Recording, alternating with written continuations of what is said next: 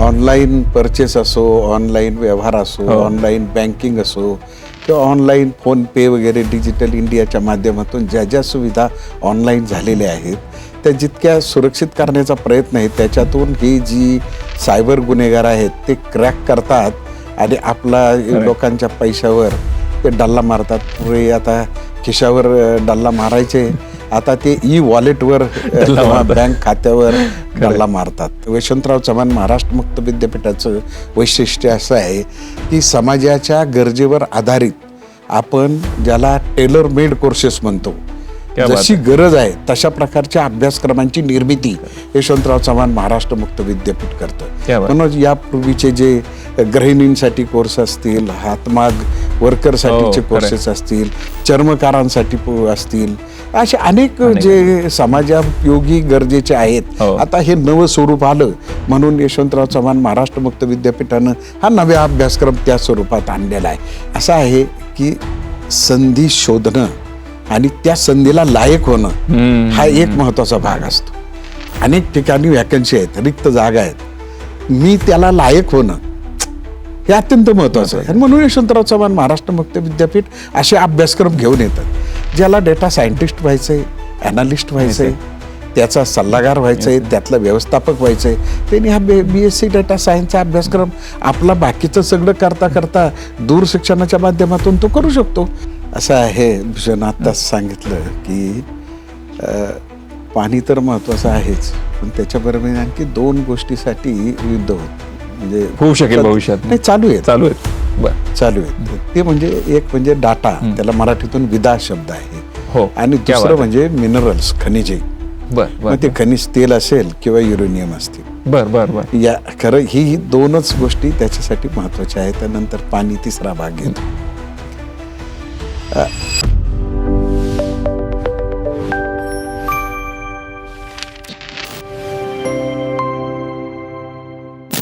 मिरची करिअर मंत्राच्या नव्या कोऱ्या करकरीत भागामध्ये मी भूषण तुमच्या सगळ्यांचं मनापासून स्वागत करतोय.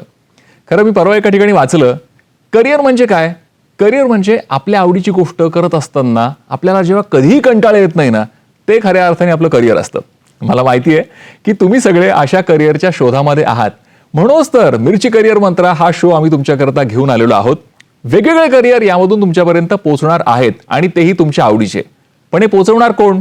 अर्थातच हे पोहोचवणार आहे तुमच्यापर्यंत यशवंतराव चव्हाण महाराष्ट्र मुक्त विद्यापीठ. आणि आपल्याबरोबर आता आहेत यशवंतराव चव्हाण महाराष्ट्र मुक्त विद्यापीठाचे कुलगुरू doctor Sanjeev Sonawane sir. Sir नमस्कार. नमस्कार. सर, आपल्याला इतका चांगला प्रतिसाद मिळतोय. खूप सगळे स्टुडंट मला इंस्टाग्रामवरती, फेसबुकवरती की आम्हाला याबद्दल माहिती हवी आहे, त्याबद्दल माहिती हवी असं विचारतायत. हे सगळं सुरू असताना माझ्या डोक्यात एक आलं की आजकाल इंटरनेट हे प्रचंड म्हणजे प्रत्येकाच्याच हातामध्ये आहे आणि इंटरनेट प्रचंड सगळीकडे वाढलेलं आहे. त्याबरोबर जी वाढणारी गोष्ट आहे ती म्हणजे सायबर क्राईम. म्हणजे मी सहज त्याचा डेटा चेक केला सर. मागच्या वर्षी एका वर्षामध्ये जवळजवळ 23 लाख केसेस सायबर क्राईमच्या झाल्यात आणि 22,000 कोटींची फसवणूक झाली आहे. ही संख्या त्याच्या मागच्या वर्षीपेक्षा म्हणजे 2024 पेक्षा जवळजवळ 26% वाढली आहे. सो सायबर क्राईम हे खूप भयानक परिस्थितीमध्ये आता आहे. म्हणजे पूर्वी आपण गमतीने असं म्हणायचो की चोराला चोरी करायची असेल तर आपल्या घरात यावं लागायचं. हल्ली चोर त्याच्या घरात असतो आणि आपल्या घरात चोरी करतो अशी परिस्थिती आहे. आपण असं म्हणतो कधी कधी की एखाद्या संकटामध्ये संधी असते. सायबर क्राईम मध्ये प्रचंड संधी आहे या क्षेत्रामध्ये असं वाटतं तुम्हाला? हो, नक्कीच संधी आहे. कारण आत्ताच आपण जी आकडेवारी सांगितली, ऑनलाईन परचेस असो, ऑनलाईन व्यवहार असो, ऑनलाईन बँकिंग असो किंवा ऑनलाईन फोनपे वगैरे डिजिटल इंडियाच्या माध्यमातून ज्या ज्या सुविधा ऑनलाईन झालेल्या आहेत त्या जितक्या सुरक्षित करण्याचा प्रयत्न आहे त्याच्यातून ही जी सायबर गुन्हेगार आहेत ते क्रॅक करतात आणि आपला लोकांच्या पैशावर ते डल्ला मारतात. पुढे आता खिशावर डल्ला मारायचे, आता ते वॉलेटवर किंवा बँक खात्यावर डल्ला मारतात. अशी परिस्थिती आहे. तर याकरता आपल्या यशवंतराव चव्हाण महाराष्ट्र मुक्त विद्यापीठामध्ये खूप छान कोर्स आहे आणि तो आहे diploma in cyber security investigation. तर या कोर्सबद्दल आम्हाला जरा सांगा ना, हा नेमका काय डिझाईन केला गेला आणि तो कसा आहे? हे आत्ता आपण जे सगळं बॅकग्राऊंड पाहिलेलं आहे, सध्या ज्या गोष्टी होत आहेत यापासून एक तर परावृत्त कसं व्हायचं, त्याचं नियंत्रण कसं करायचं, पण एवढं सगळं करूनही नाही टाळता आलं. तर मग तो गुन्हा घडतो हो. आणि तो गुन्हा घडल्यानंतर ते आपण पोलिसात जातो, पोलीस यंत्रणा त्यांच्या पद्धतीने ते प्रयत्न करतात. हो.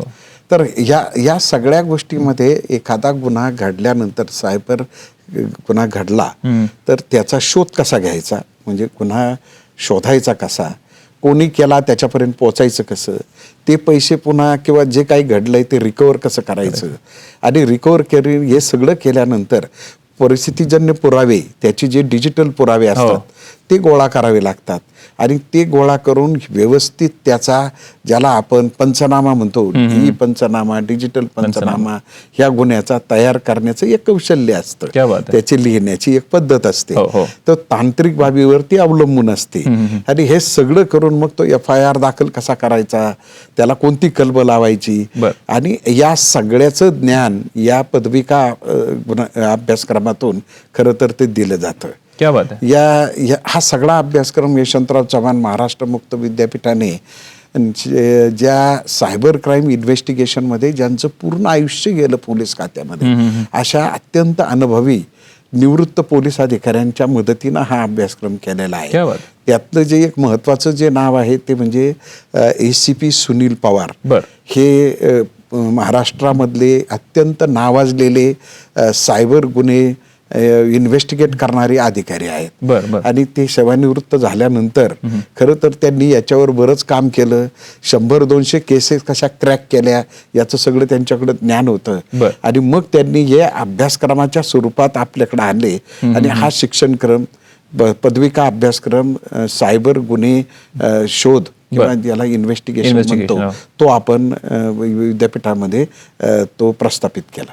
क्या बात आहे. मग याला आता सध्या प्रतिसाद कसा आहे विद्यार्थी? हो, उत्तम प्रतिसाद आहे. त्याला 2 वर्षापासून आपली आहे. प्रत्येक बॅच ही फुल होती आहे आणि त्याला लिमिट आहे. तर त्या बॅच प्रमाणे तो अभ्यासक्रम चालू आहे. तर विशेष करून ज्यांना सायबर गुन्हे ज्याला आपण म्हणतो शोधायचे गुन्हे अन्वेषण, त्यात असणारे सगळे जे पोलीस विभागातील अधिकारी, नंतर कॉन्स्टेबल, याला प्राधान्यानं प्रवेश देत आहेत. त्याचप्रमाणे जे ज्याला आपण म्हणतो की जे IT क्षेत्रातले तज्ज्ञ आहेत, परंतु जे सायबर गुन्हे विश्लेषणामध्ये ज्यांना कन्सल्टन्सी शासनाला पुरवायची किंवा घडू नये याच्यासाठी काही NGOज काम करतात, त्याच्यासाठी आहे. तर आणि आणखी एक महत्वाचा भाग की अलीकडे काय झालंय की पूर्वीसारखे दरोडेखोरी, बँक लुटणं, वाहन चोरी, खून यासारखे जे गुन्हे घडतायत, त्यात सुद्धा ह्या सायबरशी त्याचं लिंकिंग असतं, सायबरशी लिंकिंग असतं. कारण त्या गुन्हेगारांचे फोन नंबर क्रॅक करणं, त्यांना शोधणं, त्यांनी आणखी कोणाशी संपर्क साधला, या सगळ्यासाठीच एक डिजिटल पुरावे गोळा करण्याची गरज असते. म्हणजे सायबर क्राईम घडल्यानंतर तो शोधणं, त्याचा शोध लावून पुन्हा तो म्हणजे FIR दाखल करून न्यायालयापर्यंत ती करणं, ही एक बाब झाली. दुसरी बाब जे इन्व्हॉल्व आहे त्याच्यामध्ये, की साधा जरी गुन्हा घडला तर त्याच्यामध्ये ज्या ऑनलाईन असणाऱ्या डिजिटल किंवा ई फॉर्म मधले जे पुरावे गोळा करायचे आहेत ते करण्याचंही याच्यामध्ये समाविष्ट आहे. त्यामुळे हा सर्व समावेशक आहे आणि म्हणून ह्या सगळ्याशी संबंधित असणाऱ्या मनुष्यबळ, इथून पुढे जितकी गुन्हेगारांची संख्या वाढेल तितके ते गुन्हे वाढतील आणि गुन्हे वाढले तर तितके शोधणारे लोकही लागतील आणि नुसते लोक वाढून चालणार नाही, तर त्यांना त्यातलं तांत्रिक ज्ञान पाहिजे. आणि म्हणून या अभ्यासक्रमाचं आणखी एक फार मोठं वैशिष्ट्य असं आहे की आतापर्यंत जटिल सायबर गुन्हे आणि जटिल साधे गुन्हे शोधण्यासाठी हे जे ई पुरावे म्हणतात किंवा सायबर इन्व्हेस्टिगेशनच्या ज्ञानाचा उपयोग करून ते सोडवलेत, त्यांची गुट्टी ज्यांना बोलतात ना तशी ती सोडवलेली आहेत, शोधलेले आहेत. त्याचे चार्जशीट कसं लिहायचं तांत्रिक दृष्ट्या त्याचं सुद्धा एक कौशल्य आहे. हे सगळं करणारे जे लोक आहेत आणि पोलीस खात्याला सल्ला देणारे, नवीन तरुण या गुन्ह्यांचं नियंत्रण करू इच्छिणाऱ्या NGO तयार झालेल्या क्या बात आहेत, आहे. तिथे सुद्धा यांची गरज असते. या सगळ्यासाठी लागणारे जे मनुष्यबळ आहे त्यांच्यासाठी, ज्यांना यात आवड आहे त्यांच्यासाठी हा अभ्यासक्रम अत्यंत उपयुक्त आहे. तर मला खरंच वाटतं की ज्ञानगंगा घरोघरी हा उल्लेख दर एपिसोडमध्ये एकदा होतो. किती गरजेच्या गोष्टी बरोबर यशवंतराव चव्हाण महाराष्ट्र मुक्त विद्यापीठ खरंच शोधून काढतं. आणि मी खरंच सांगतो, याकरता विद्यापीठाचे मनापासून धन्यवाद द्यायला हवे. मला सांगा की बाकीचे आपण BA बद्दल बोललो, BCom बद्दल बोललो, BSc बद्दल बोललो, पण आता घडत असलेल्या ज्या गोष्टी आहेत त्या गोष्टी करता ताबडतोब अभ्यासक्रम आणणं आणि तो त्या विद्यार्थ्यांपर्यंत पोहोचवणं, त्यातून एका प्रकारे समाजाची सेवा होते. आणि दुसरं सगळ्यात महत्त्वाचं म्हणजे तो प्रश्न सुटतो. हे सगळ्या करता आपल्याकडे काही अभ्यासाची वेगळी टीम आहे का, जी असे अभ्यासक्रम शोधते सतत? हे नेमकं घडतं कसं? ही प्रक्रिया कशी होते विद्यापीठात? हे कसं राहतं की जेव्हा समाजाची एखादी गरज निर्माण होते त्या वेळेला त्या गरजेतून आपण, यशवंतराव चव्हाण महाराष्ट्र मुक्त विद्यापीठाचं वैशिष्ट्य असं आहे की समाजाच्या गरजेवर आधारित आपण ज्याला टेलर मेड कोर्सेस म्हणतो, जशी गरज आहे तशा प्रकारच्या अभ्यासक्रमांची निर्मिती यशवंतराव चव्हाण महाराष्ट्र मुक्त विद्यापीठ करतं. म्हणून यापूर्वीचे जे गृहिणींसाठी कोर्स असतील, हातमाग वर्करसाठीचे कोर्सेस असतील, चर्मकारांसाठी असतील, असे अनेक जे समाजोपयोगी गरजेचे आहेत, आता हे नवं स्वरूप आलं म्हणून यशवंतराव चव्हाण महाराष्ट्र मुक्त विद्यापीठानं हा नवा अभ्यासक्रम त्या स्वरूपात आणलेला आहे. यातले मग आपण तज्ज्ञ जे आहेत त्या तज्ज्ञांशी संपर्क साधला जातो. आपल्याकडे एक पद्धत आहे की प्रोग्राम ॲडवायझरी कमिटी, यातला एक प्रोग्राम ॲडवायझरी कमिटी असते, ती स्थापन होते.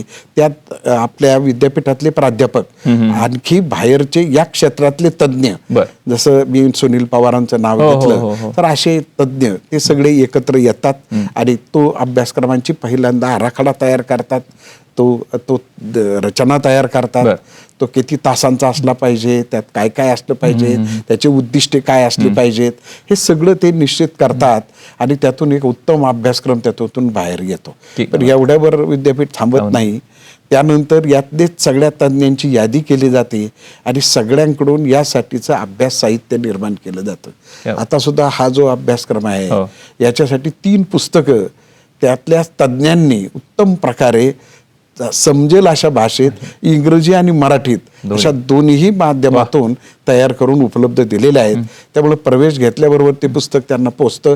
ते E-फॉर्म मध्ये आहे आणि हार्ड हातामध्ये वाचण्यासाठी सुद्धा उपलब्ध आहेत. त्यामुळे त्यांचा अभ्यास लगेच सुरू होतो आणि हा ऑनलाईन अभ्यासक्रम आहे. ऑनलाईन अभ्यासक्रम आहे. मग याच्यामध्ये प्रॅक्टिकल पण इन्व्हॉल्व आहेत, म्हणजे प्रत्यक्ष विद्यार्थ्यांना ते दाखवलं पण जातं. गमतीचं आहे हा, एकदा का त्यांना प्राथमिक ज्ञान पहिल्या टप्प्याप्रमाणे तो जो ऑनलाईन कोर्स चालतो, त्यानंतर त्यांना सगळ्या 100 केसेस शिकवल्या जातात, ज्या कशा सोडवल्या गेल्या, कसे शोधले गेले यातले प्रॉमिनंट असे, आणि ते दरवर्षी त्यातले 10 नवे कोर्सेस, 10 नव्या केसेस त्याच्यात ऍड केल्या जातात आणि ज्या सामान्य होतात त्या बाजूला काढल्या जातात आणि वैशिष्ट्यपूर्ण नव्या पद्धतीने गुन्हेगारांनी केलेले गुन्हे शोधण्यासाठीचे तशा केसेस, स्पेसिफिक केसेस त्यात ऍड केले जातात. म्हणजे ह्या कोर्सचं गुन्हेगारांना जशा पद्धतीने गुन्हे करतात त्याच्यासाठीच त्यांच्या शोधाचा सुसंगत अशा प्रकारचा म्हणून अपग्रेडेड त्यांच्या बरोबर राहणं, त्याच्याशिवाय आपण त्यांच्यावर मात करू शकत नाही. अशा प्रकारचा तो कोर्स आपण डिझाईन केला.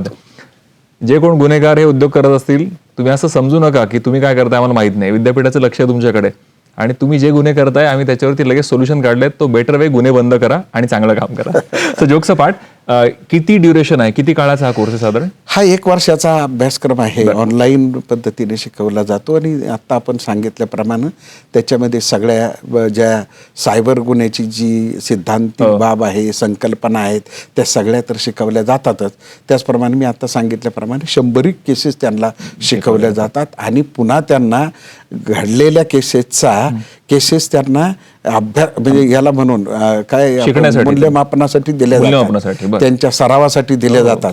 ते मग ते प्रॅक्टिकल म्हणून घेतलं जातं की अशी केस आहे, आता तुम्ही ही कशी शोधणार, कसं घडलं, या संदर्भातलं पार अगदी चार्जशीट दाखल, रिपोर्ट तयार करण्यापासूनच त्यांना ते सगळं ते शिकवलं जातं आणि त्यांच्याकडून करूनही घेतलं जातं. आणि हे सगळं ऑनलाईन आहे. तर एक खूप वेगळा प्रश्न, मोबाईल हा आपल्या प्रत्येकाच्या खिशातला जो आहे तो चोराला आपल्या दारापर्यंत घेऊन येतो.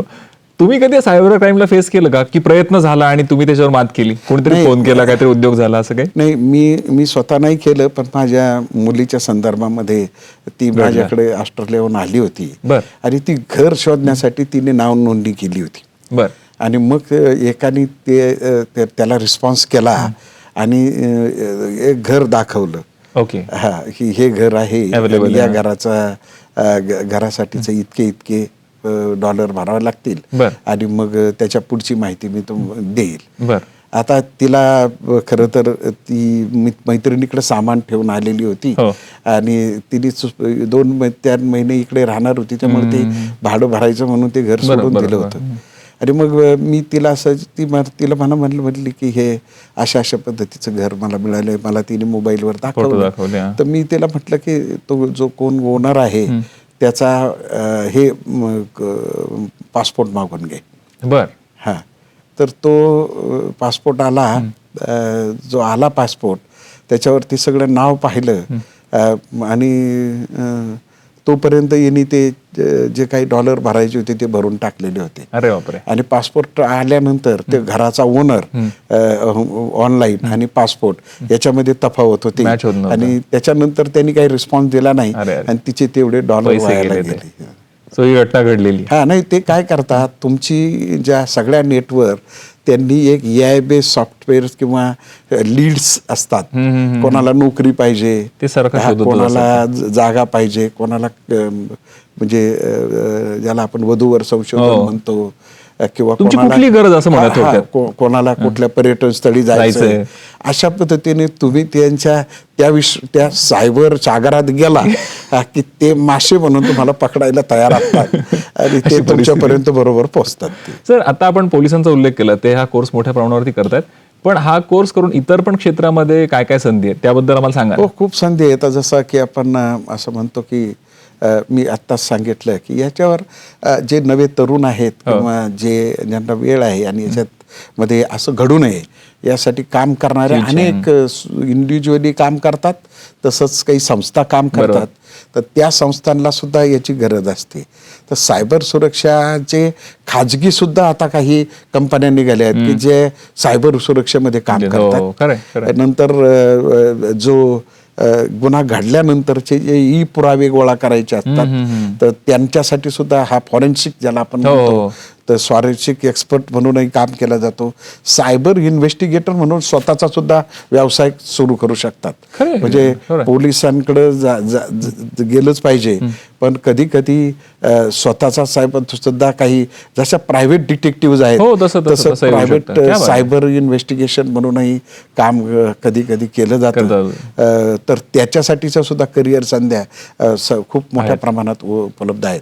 आणि सायबर क्राईम इन्व्हेस्टिगेशन पोलिसांना सुद्धा सल्लागार लागतो, कारण पोलिसांना असणारं जे ज्ञान आहे त्याच्यापेक्षा जर ॲडव्हान्स त्यांनी काही म्हणजे ज्याला आपण म्हणतो की ई नॉलेज किंवा डिजिटल IT नॉलेज त्याच्यामध्ये काही वेगळंच काही वापरलेलं असेल, तर ते क्रॅक करण्यासाठी, त्यापर्यंत पोहोचण्यासाठी, ते समजून घेण्यासाठी सुद्धा अपग्रेडेड अशा प्रकारचा सातत्यानं ज्ञान असणारा आणि तसं तंत्र अवगत असणारा जो सायबर इन्व्हेस्टिगेशन सल्लागार आहे तो पोलिसांना सातत्यानं मदत करतो. मला या निमित्ताने तो वेन्सडे नावाचा मूवी आठवला. त्यामध्ये अनुपम खेर पोलीस कमिशनर दाखवलेत आणि त्यांना तो कॉल ट्रॅक करायचा असतो, पण त्यांना ते काही जमत नसतं. त्यामुळे एक 20-22 इथला मुलगा त्यांना घेऊन यावं लागतं आणि मग तो त्यांना मदत करतो. खरं त्याची खूप गरज आहे. मला एक आणखी आत्ताचं उदाहरण आहे ना, आपल्या नीटमध्ये एका 17 वर्षाच्या मुलानं ते सगळं कसं शोधून दाखवलं. तसे हे जे तरुण मुलं आहेत हेच पुढे चालून चांगले सायबर इन्व्हेस्टिगेशन होऊ शकतात. ते नक्कीच. खरं हा कोर्स खूप भन्नाट आहे आणि अर्थात याची एक यशोगाथा आपण बघणार आहोत. हा कोर्स कुणी केला आणि त्यानंतर त्यांना करिअरच्या संधी कशा मिळाल्या. सरांनी एक महत्त्वाचा उल्लेख तर केलाच की ज्यांनी हा कोर्स घडवण्यासाठी महत्त्वाची मदत केली आहे, पण हा कोर्स केल्यामुळे नेमका कुणाला फायदा झालाय आणि कसा झालाय ते जरा बघूयात. नमस्कार, मी प्रदीप तिदार, सध्या पोलीस उपाधीक्षक म्हणून महाराष्ट्र सायबर क्राईम या ठिकाणी कार्यरत आहे. मी नुकताच यशवंतराव चव्हाण विद्यापीठाचा diploma in cyber crime investigation हा कोर्स पूर्ण केलेला आहे. हा कोर्स या सायबर क्राईम इन्व्हेस्टिगेशनसाठी अतिशय उपयुक्त आहे. त्याद्वारे मूलभूत असं ज्ञान त्यातून प्राप्त होतं. त्याबद्दल मी विद्यापीठाचं अभिनंदन करतो. त्याचप्रमाणे हे विद्यापीठ पूर्ण वेळ नोकरी करणारे तसेच व्यावसायिक यांच्यासाठी शिक्षणाची अतिशय उत्तम अशा प्रकारची संधी उपलब्ध करून देतं यशवंतराव चव्हाण विद्यापीठ हे माझं विद्यापीठ, माझा अभिमान आहे. धन्यवाद. काय यशोगाथा ऐकून छान वाटलं ना? तुमच्यापैकी बऱ्याच लोकांना वाटत असेल की यार माझी पण अशी यशोगाथा आली पाहिजे. 100% येणार, पण त्याकरता तुम्हाला यशवंतराव चव्हाण महाराष्ट्र मुक्त विद्यापीठामधले वेगवेगळे कोर्स करायला लागतील आणि ते करून जगासमोर उदाहरण ठेवावं लागेल. तर किती सगळे आपले विद्यार्थी आहेत जे असे शिकून गेलेत आणि त्यांनी त्यांचं करिअर घडवलंय.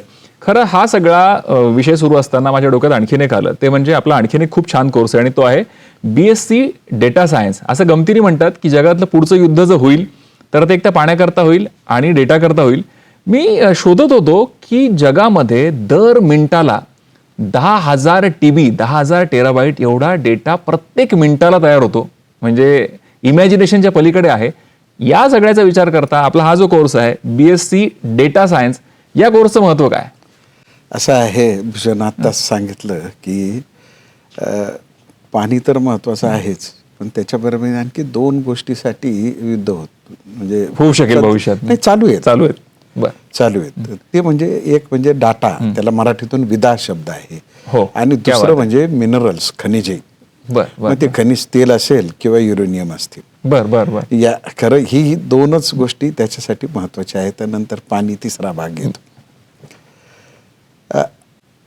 हे जग आता जशा पद्धतीने IT बेस झालेला आहे, डिजिटल बेस झालेला आहे, त्याच्यातून हा सगळा डेटाबेस निर्माण होत आहे. बरोबर. ह्या डेटाचं करायचं काय? याच्यातून व्यवसाय निर्मिती होते, याच्यातून नवे संशोधन, नवनिर्मिती होते. खरं. यामधून आणखी डाटाचं व्यवस्थापन करणं, अशा गोष्टी इतक्या निर्माण होतात आणि त्याच्यातून BSc डाटा सायन्स हा कोर्स निर्माण झालेला आहे. क्या बात है. कारण असं आहे, डेटा हा फक्त आपल्याला असं वाटतं की मला आकडे आणि हे असं माहिती नाहीये. साऊंड मध्ये सुद्धा डेटा आहे, ग्राफिक्स मध्ये आहे, टेक्स्ट मध्ये आहे, फिगर मध्ये आहे, नंबर्स मध्ये आहे. डेटा अनेक प्रकारचा डेटा असू शकतो.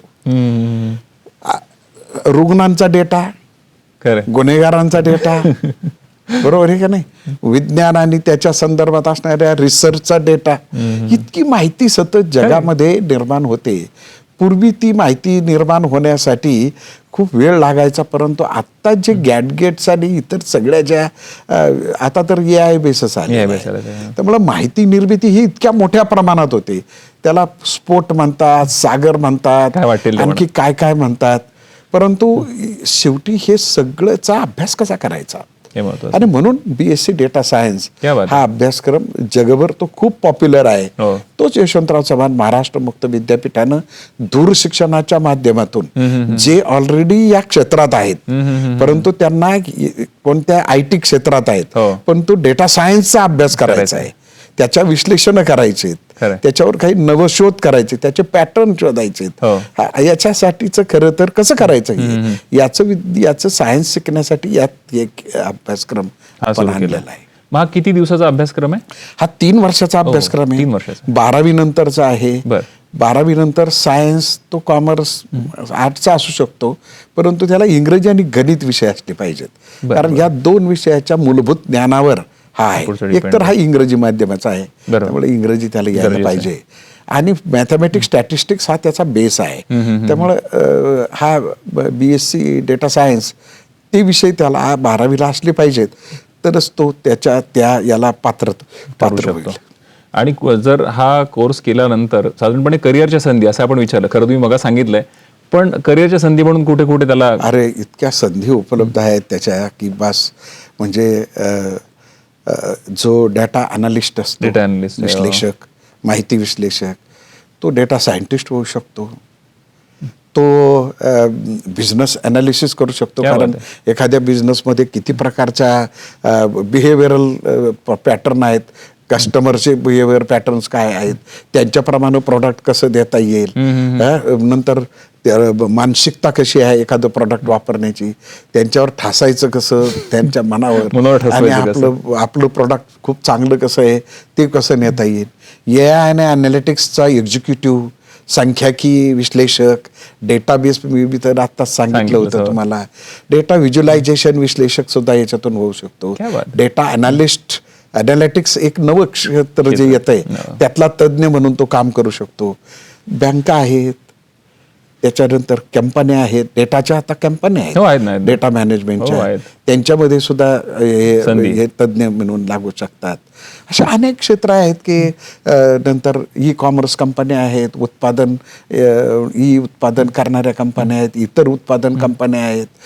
या सगळ्यांना डेटा जिथं जिथं डेटा आहे ना तिथं तिथं संधी आहे. डेटाचे व्यवस्थापन करावं लागतं, विश्लेषण करावे लागतात, त्याच्यातून काही अर्थ बाहेर काढावा लागतो, त्याचं ऑर्गनाईज करावा लागतो, तो पुन्हा पुन्हा जशा पद्धतीने लागतो तशा पद्धतीने आपल्याला मिळाला पाहिजे याचं व्यवस्थापन करावं लागतं. तिथं BSc डेटा सायन्सचा शिकलेला माणसाची गरज संधी आहे. आहे. तर हे एवढं आपण बोलतोय, आपले एवढे एकामागून एक एपिसोड होत आहेत, एवढ्या संधी आहेत, आणि मग आपण एकीकडे अशी ओरड असते जॉब नाही, करिअर नाही, जॉब नाही. काहीतरी चुकतंय का गणित? एवढे सगळी संधी आहे, म्हणजे योग्य ठिकाणी बघितलं जात नाही का? असं आहे की संधी शोधणं आणि त्या संधीला लायक होणं हा एक महत्वाचा भाग असतो.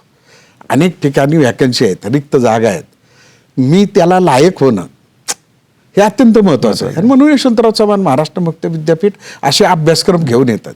ज्याला डेटा सायंटिस्ट व्हायचंय, अनालिस्ट व्हायचंय, त्याचा सल्लागार व्हायचंय, त्यातला व्यवस्थापक व्हायचंय, त्यांनी हा BSc डेटा सायन्सचा अभ्यासक्रम आपला बाकीचं सगळं करता करता दूर शिक्षणाच्या माध्यमातून तो करू शकतो. उत्तम पुस्तकं याची आपण इंग्रजी माध्यमातून निर्माण केलेली आहेत तज्ज्ञांच्या साहाय्यानं. त्यामुळे त्याला शिकण्याला हातामध्ये अभ्यासाला पुस्तकं आहेत. हो. आणि शनिवार रविवारी याचे काउन्सिलिंगचे कोर्सेस आपण जिथं जिथं म्हणून डेटा सायन्सचे कोर्सेस इतर विद्यापीठांचे चालतात तिथंच आपले हे केंद्र आहेत. ओके. त्यामुळे तिथं तज्ज्ञ प्राध्यापक आहेत, बरं. ग्रंथालय आहेत, क्या बात आहे. संगणकाच्या डाटा सायन्सच्या लॅब्स आहेत. अशाच ठिकाणी हा कोर्स आपला चालतो. त्यामुळे आता आपण म्हणतो की आताच आपला विषय झाला की संध्या आहेत परंतु आम्ही कॅच करायच्यात का? तर मला असं वाटतं असा डाटा सायन्स सारखा जो BSc डाटा सायन्स सारखा कोर्स करून आपण निश्चितपणे या संध्या क्रॅप करू शकता, मिळवू शकता आणि आपलं आवडीचं करिअर करू शकता. क्या बात आहे. मला ना एक अग्रलेख या निमित्ताने आठवलं की डेटा किती बनतो, आणि त्यात असं ते म्हटले होते की जेव्हा जेव्हा तुम्हाला इंटरनेट फुकट मिळालंय तर याचा अर्थ तुम्हाला काही फुकट नाही मिळालं, तुमचा डेटा कोणाकडे तरी गेलाय. इथे MBA मधलं एक वाक्य पण आहे की if something is free then you are the product. तुम्ही प्रोडक्ट झालेला आहात आणि आपला सगळ्यांचा डेटा कोणाकडे तरी जातो आणि त्याच्यावरती हे सगळं खरं म्हटलं तर. तुम्ही बोलल्यानंतर माझ्या लक्षात आलं की अरे प्रत्येक ठिकाणी डेटा घडतोय, डेटा बनतोय आणि या क्षेत्रामध्ये प्रचंड संधी आहेत. सर, हे आम्ही सगळे कोर्स जेव्हा तुमच्याशी डिस्कस करणार होतो तेव्हा आम्ही वेगवेगळ्या कॉलेजमध्ये गेलो, पोरांच्या कट्ट्यावर गेलो चहाच्या, आणि त्यांना या बाबतीतले काही प्रश्न त्यांना आम्ही की तुमचे काय प्रश्न आहेत तर त्यांनी काही प्रश्न आमच्याकडे पाठवलेत, ते या निमित्ताने जरा तुम्हाला विचारतो. पहिला जो प्रश्न आहे तो खूप छान आहे की मी IT बॅकग्राऊंडचा विद्यार्थी आहे, सो हा डिप्लोमा इन सिक्युरिटी इन्व्हेस्टिगेशन हा कोर्स मी करू का? हा माझ्या सायबर सिक्युरिटी हा मी करू का? हा माझ्या फायद्याचा तो आहे का? अवश्य करू शकतो. तो 12वी झालेला असल्यामुळे आणि तो पदविका अभ्यासक्रम असल्यामुळे तो तर IT तज्ञ आहे.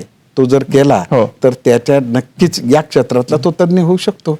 सायबर गुन्हे शोधामध्ये तो तज्ञ होऊ शकतो, सल्लागार होऊ शकतो. क्या बात आहे.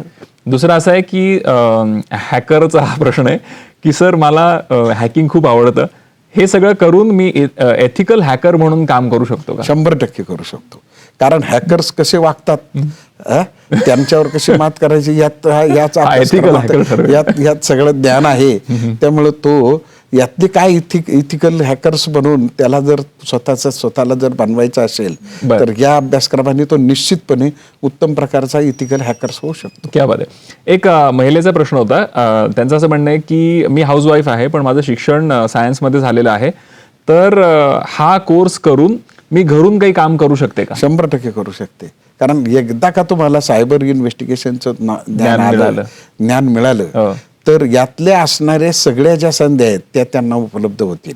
आणि त्या घरी बसून मात्र त्यांच्याकडे तो संगणक पाहिजे, ज्या गोष्टी आहेत त्या असतील आणि त्या जर अशा प्रकारच्या सायबर गुन्हे नियंत्रण करणाऱ्या संस्थांशी जोडल्या गेल्या तर ते घरूनच त्यांना दिलेलं टास्क त्या पूर्ण करू शकतात. हे 3 खरं प्रश्न होते. एक माझ्या मनातला प्रश्न, तुम्ही या सगळ्या विषयाचा एवढा अभ्यास केला, तुम्हाला काय वाटतं की हे क्षेत्र पुढच्या 5-10 वर्षामध्ये आणखीन प्रचंड वाढणार आहे? 100% वाढणार आहे. यात आणखी स्पेशलायझेशन्स येतील. बर बर. आणखी कारण या नव्यानं जो AI बेस आलेला हो आहे, हो. आर्टिफिशियल इंटेलिजन्स जो आहे, कृत्रिम बुद्धिमत्ता, बुद्धिमत्ता, हो. तो या सगळ्यामध्ये व्यापून टाकणार आहेत. हम्म, हम्म, हम्म, हम्म. त्यामुळे गुन्हेगार सुद्धा ते वापरून नवे गुन्हा कसा करायचा ते शिकतील आणि त्याला शोधण्यासाठी सुद्धा पुन्हा लोहा काढताय तसं AI बेस सोल्युशन त्याच्यातूनच निर्माण होतील. क्या बात आहे सर. तुमच्याशी बोलताना आम्हाला खरंच असं जाणवतं की एखादं ज्ञानाचं पुस्तक सगळं वाचून काढतोय. केवढ्या नवनवीन गोष्टी तुम्ही सांगतायत. मिरची करिअर मंत्रामध्ये हा एक करिअरचा नवीन मंत्र तुम्हाला मिळालेला आहे, पण सरांचा एक जो छान मंत्र प्रत्येक एपिसोडमध्ये तुम्हाला मिळतो तो हो. आजही मी सरांना विचारणार आहे, सर हे सगळे विद्यार्थी तुम्हाला आता बघतायत, यांच्याकरता आजचा त्यांचा करिअरचा मंत्र काय? असं आहे, आपण आता जे दोन्ही अभ्यासक्रम पाहिले हो, ते अगदी इमर्जिंग फील्डमधले अगदी खरं आहे. आणि म्हणून आपण जे करिअर निवडणार आहात ते करिअर निवडताना ज्या विषयाचं ज्ञान घेणार आहात किंवा जो अभ्यासक्रम आहे त्यातून आपण रिलेव्हंट राहिलं पाहिजे. आजच्या कालाशी सुसंगत अशा प्रकारचा रिलेव्हंट अशा प्रकारचे अभ्यासक्रम जर आपण निवडले तर आपलं करिअर नक्की यशस्वी व्हायला आणि आपल्याला करिअर घडण्यासाठीच्या या असणाऱ्या इमर्जिंग फील्डमधल्या आणि ज्याला मी आत्ता सांगितलं की पुन्हा सांगतो मी, रिलेव्हंट असणं हे तितकंच डिमांडिंग असतं आणि ते डिमांडिंग होण्यासाठी हे अभ्यासक्रम जर आपण केले तर मला असं वाटतं की आपलं करिअर यशस्वी नक्की होईल. सर पुन्हा या एपिसोडमध्ये तुम्ही आलात, मस्तपैकी गप्पा मारल्या, सगळी माहिती आम्हाला दिलीत, त्याबद्दल थँक्यू व्हेरी मच. मनापासून धन्यवाद. धन्यवाद. आणि तुम्ही कुठे जाऊ नका. येस, ह्या सगळ्यामध्ये तुम्हाला करिअर करायचं असेल तर काय, सरांनी सांगितलंय, फक्त आठवण करून देतो. यशवंतराव चव्हाण महाराष्ट्र मुक्त विद्यापीठाची वेबसाईट आहे, तिथे ही सगळी माहिती तुमच्याकरता उपलब्ध आहे. तुमच्या मनात काही प्रश्न असतील ते प्रश्न मिरची भूषण नावाने मी इंस्टाग्रामवरती आहे, मिरची मराठी नावाने अर्थातच माझं इंस्टाग्रामचं दुसरं एक पेज आहे, तिथे मला तुम्ही हे सगळे प्रश्न पाठवू शकता.